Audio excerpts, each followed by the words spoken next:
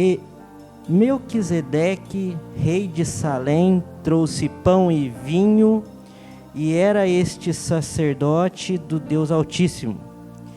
E abençoou-o e disse: Bendito seja Abraão, do Deus Altíssimo, o possuidor dos céus e da terra.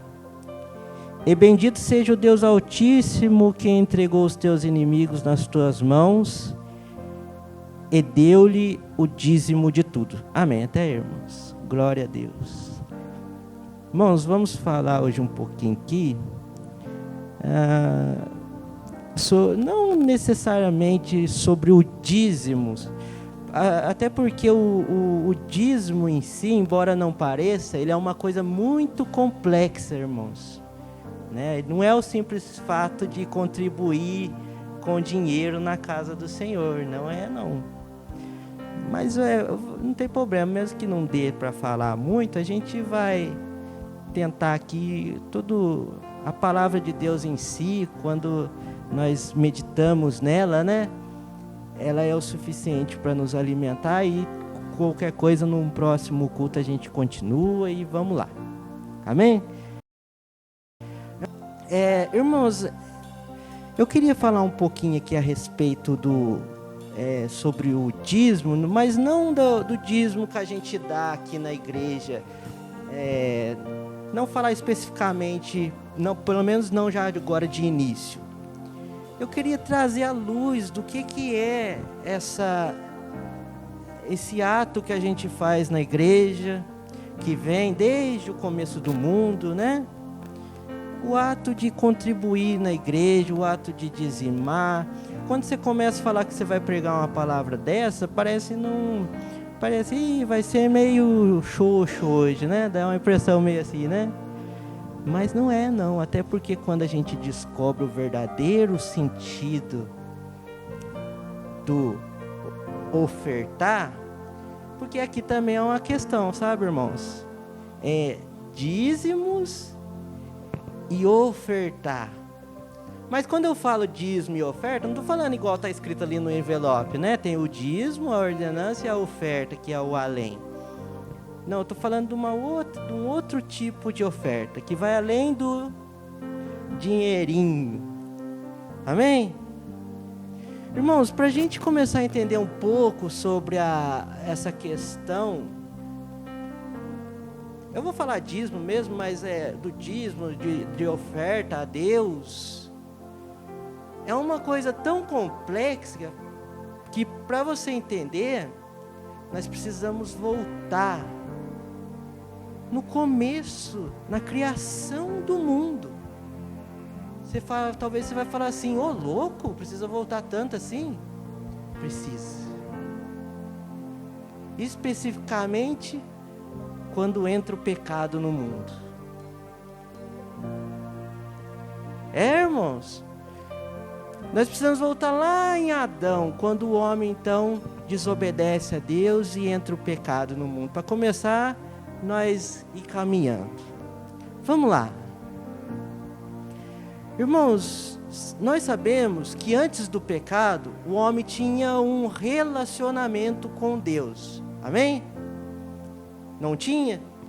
O homem tinha um relacionamento com Deus. Deus vinha e se relacionava com o homem. Não é? Antes do pecado eu estou falando. Então Deus tinha um relacionamento com o homem. Glória a Deus, né? E aí depois do pecado, o que acontece? Há uma separação, não é? Ali surge um muro. Eu lembro de uma pregação até do Vanille falando sobre uma muralha, né? Que se faz ali entre Deus e o homem. Então o homem se afasta, é afastado da presença de Deus. Esse relacionamento que Deus tinha com o homem, agora não tem mais, não é? Por causa do quê? Por causa do pecado, né? A desobediência. Só abrindo um parênteses aqui, irmãos, vocês sabem o porquê que houve esse distanciamento do homem por causa do pecado? O porquê que o homem se separou de Deus? Alguém aqui sabe o motivo?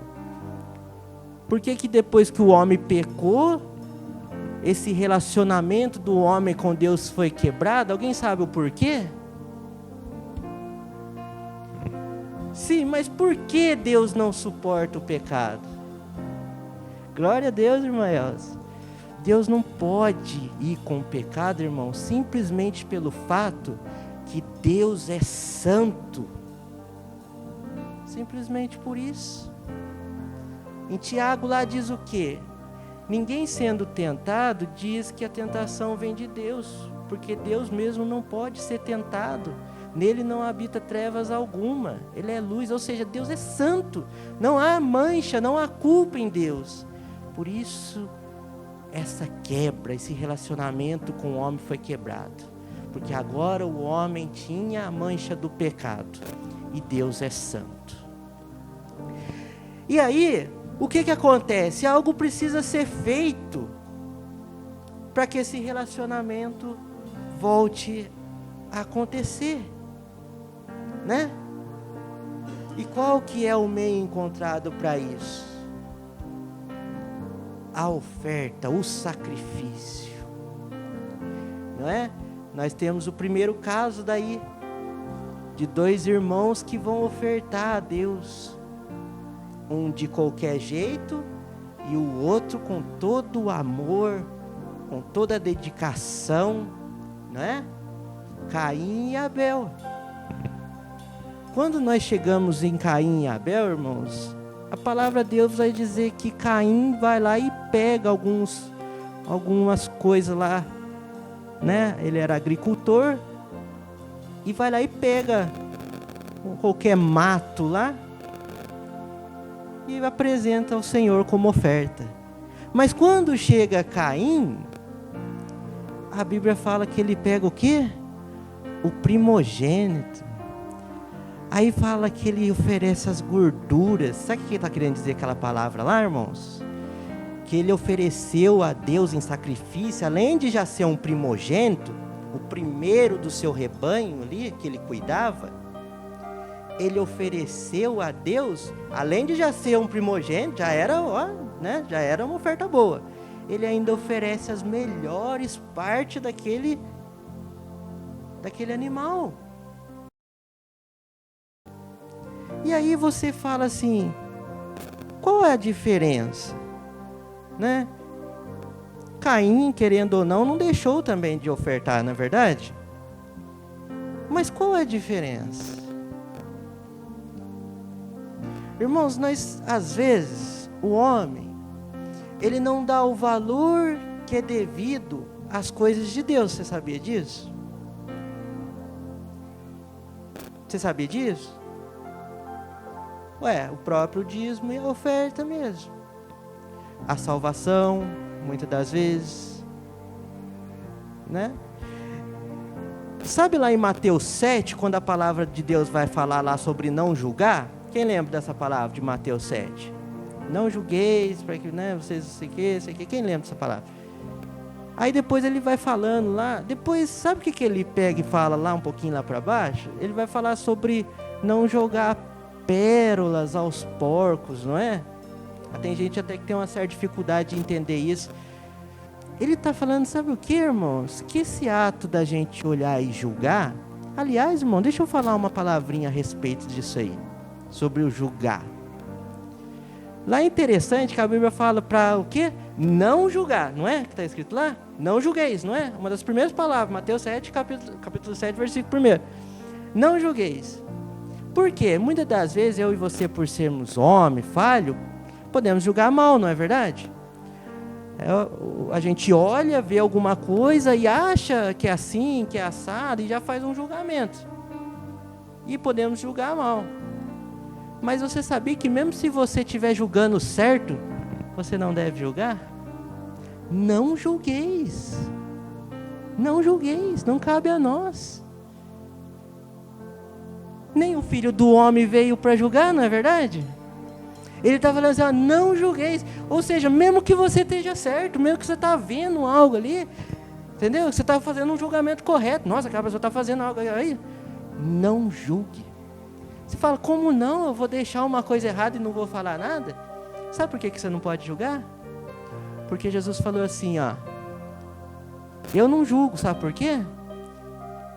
Porque já está condenado, já está defeituoso, já é perdido. Você não julga algo que já está condenado. Você faz o quê? Salva, conserta, resolve o problema. Está entendendo?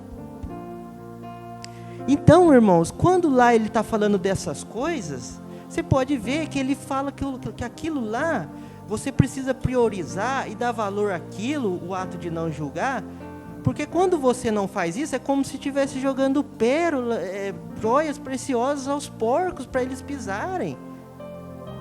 Ou seja, essas coisas têm muito valor.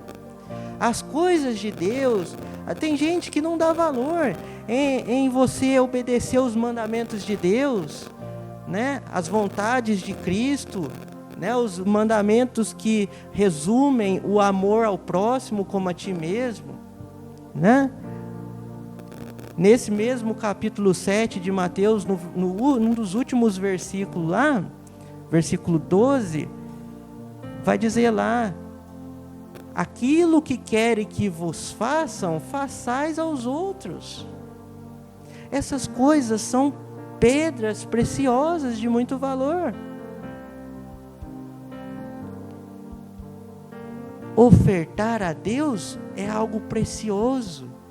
Nós estamos falando de algo, de um ser que teve o relacionamento quebrado com Deus, quebrado, não tem mais esse relacionamento com Deus, e que por meio de um sacrifício, ele pôde ter os seus pecados, falando no Antigo Testamento, ele pode ter os seus pecados perdoados, e voltar a se relacionar com Deus.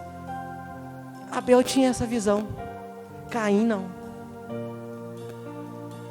Vocês estão entendendo? O valor que Abel dava para aquele sacrifício, é por isso que Deus atentou tanto assim para a oferta de Abel, porque ele viu o valor que tinha naquilo ali. É o meu relacionamento com o Deus Todo-Poderoso sendo restaurado.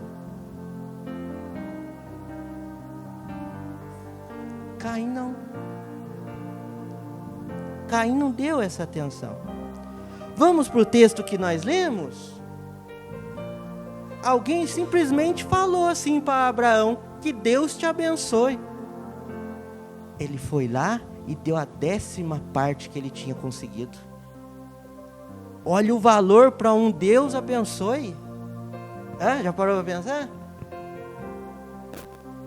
São homens de Deus que davam valor a coisas que muitas das vezes eu e você não damos. Nem precisa tanto assim amar o próximo, só algum ou outro que me ajuda, né? Valor, irmãos, as coisas de Deus.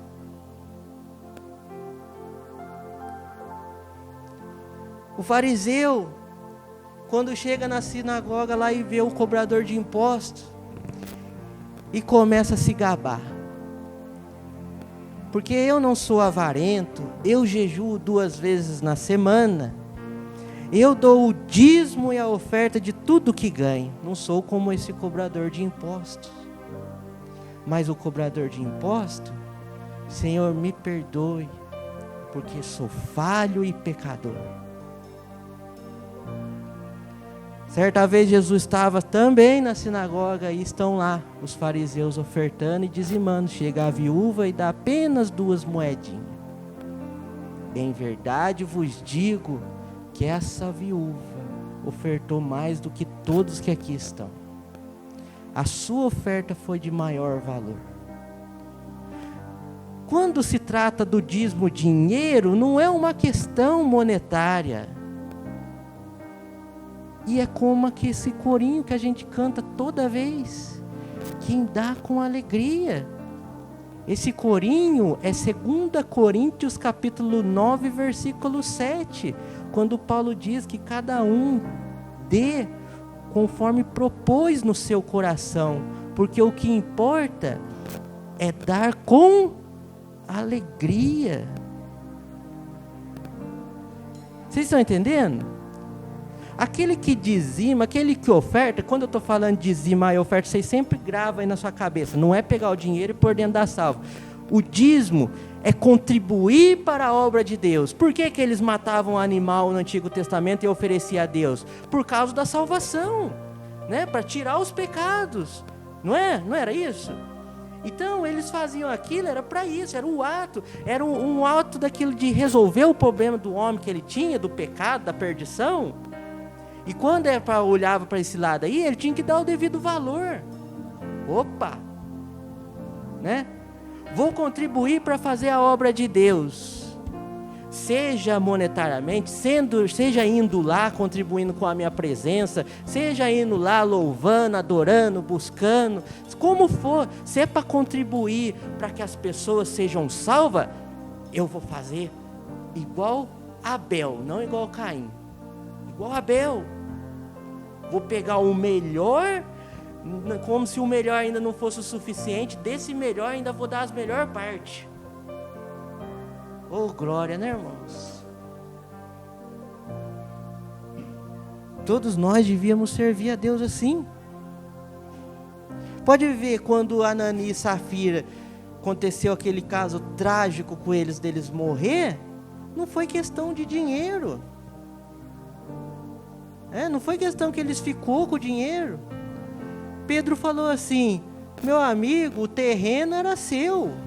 Depois que você vendeu, o dinheiro também era seu. Mas foi o tentar passar a perna, tapear as coisas de Deus. Desleixo, irmão. Deus não tolera essas coisas. Deus não tolera, irmãos. Não tolerou Caim. Não é? Não se atentou para a sua oferta. Nós temos que entender, irmãos, que o tempo todo nós estamos ofertando a Deus. O tempo todo, não é verdade? Estamos contribuindo para a obra de Deus, a obra redentora de Cristo, não é verdade? Salvar as almas. Não só com os nossos dízimos, dinheiro, mas todas as formas. Aleluia, glória a Deus. Né? Quantas vezes eu já ouvi pessoa falando assim: eu não dou o meu dízimo na igreja porque vai saber o que o pastor vai fazer com o dinheiro. Você não passa de um avarento, que você está dando dízimo preocupado com o dinheiro seu, que coisa que vai dar, não porque você é obediente a Deus, não porque você é grato. Falando em grato, até quantas vezes a gente já ouviu pessoas falar assim, irmãos, que o dízimo é uma questão de nós agradecermos a Deus, porque Deus nos deu saúde, né, para nós trabalhar 30 dias no mês e depois recebemos o nosso dinheiro. Também, irmãos, mas isso aí é uma coisinha ainda muito pequena, perto do que é o dízimo e a oferta a Deus. Também é, sim, não estou falando que não é, não. Isso é uma forma de agradecimento, claro que é. Mas é muito mais, irmãos. Vai muito mais além, né? Olha só Abraão, quando aquele homem abençoa ele, na mesma hora, deu da 10ª parte de tudo que ele tinha conseguido. Glória a Deus, aleluia. Então, irmãos, essa palavra é para a gente tentar entender que a gente precisa ser. Eu nem vou entrar na questão, irmãos, dos 10%. Nem vou entrar nessa questão, amém? Mas o que eu quero hoje, nesta noite, falar aqui, é isso, irmãos. Que a oferta é a contribuição, não para o templo, para a obra, a igreja física, não. É a obra redentora de Cristo. Esse processo que nós estamos neste mundo, de salvar almas, né? De ganhar almas para Cristo, de levar esse evangelho para Cristo. E essas coisas são preciosidades, coisas preciosas. Nós temos que levar como joias raras. Porque eu vou falar bem a verdade para vocês, irmãos. O que tem de gente servindo a Deus como Caim, não está escrito. Por vários motivos: ignorância, movimento, convencimento do evangelho e não converteu, né? Convenceu. Inúmeros motivos. Não é verdade? Tem muita gente aí servindo a Deus como Caim. E como Caim, o que acontece? É rejeitado. É rejeitado. E Abel? Abel que está lá em Hebreu, até hoje, fala no coração de Deus. Irmão, marca Deus, se atenta. Eu falo que tem coisas, irmãos, muitas pessoas buscam a Deus, muitas pessoas servem a Deus, mas poucos são aqueles que chamam a atenção de Deus, que faz Deus olhar para ela e falar: olha, que nem foi Abel. A Bíblia fala que Deus se atentou para a oferta dele. O Deus se atentou. O poderoso, o Rei dos Reis, o Santo. Pensa, já pensou? Eu fico pensando, tem horas, será que, coitado de mim, será que eu alguma vez consegui chamar a atenção desse Deus? Talvez só pelos pecados terríveis que a gente comete, talvez sim. Né, irmãos? Misericórdia, né? Mas Deus é misericordioso, né, irmãos? Ele vai lá e fala ainda com Caim: cadê seu irmão? Né? Cadê seu irmão? Olha para você ver, né? E ainda é grosso ainda, né? Por acaso eu sou guarda dele? Ainda é grosso ainda. Mesmo depois de ter cometido um assassinato, ficou lá. Aí Deus: por que você está aí emburrado? Cadê seu irmão? Por acaso eu sou guarda dele?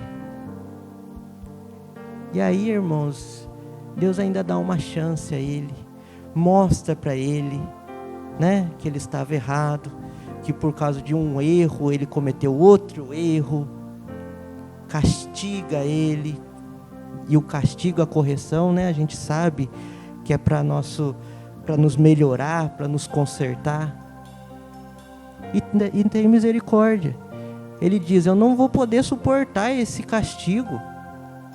Qualquer um que me vê aí vai me matar, de saber que uma coisa dessa aconteceu comigo. Vai lá e ainda coloca uma marca nele, para que todos vejam que era ele e não o matasse.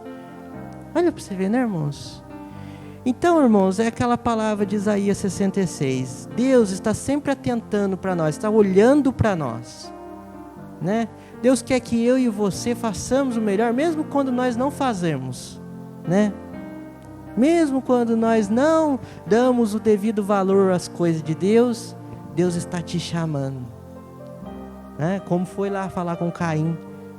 Ele podia muito menos deixar, rejeitar e acabou. Não, ele foi lá. Deus está tentando, está chamando nós. Enquanto esta porta estiver aberta, Ele está nos chamando.